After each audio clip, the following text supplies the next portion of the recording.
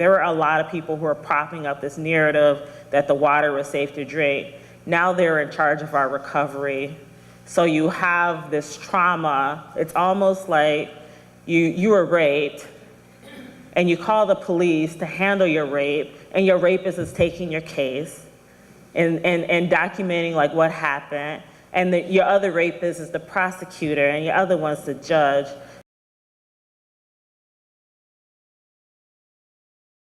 Flint is the birthplace of community-based participatory research, and what that basically is you shift the power dynamics between the researcher or academia and the community that's being researched on. So you have the community that is designing that process, and when we did our citizen-based testing, we designed that process.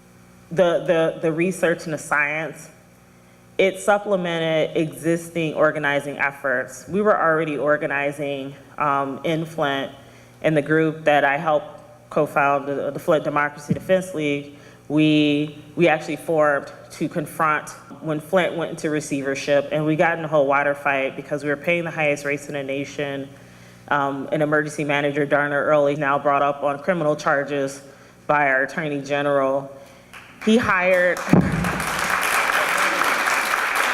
hired retired police officers to build cases for people who were turning on water. And this is as we were having water coming out of our taps looking like straight up Hennessy or bourbon and smelling like rotten eggs and making people like itch and all that stuff. And we reached out to our local universities, and they were not interested in participating. They were conspicuously absent as they were expanding on the narrative that the water was safe to drink. And I also want to highlight the fact that there were a lot of misogynistic undertones and discrediting this because the majority of the activists were women.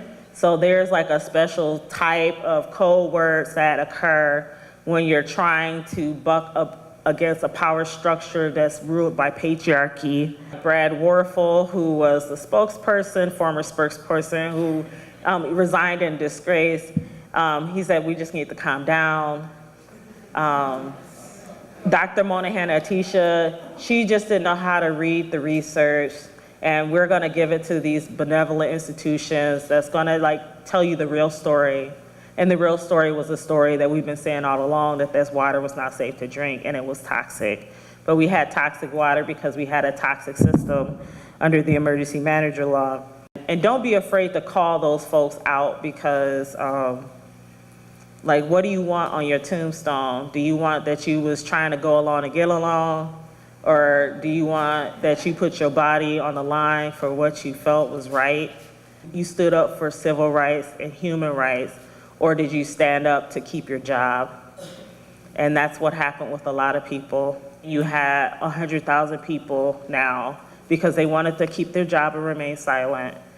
They're facing something that's gonna last generations. This is the largest public health disaster in the history of this country, but they got to cut a check.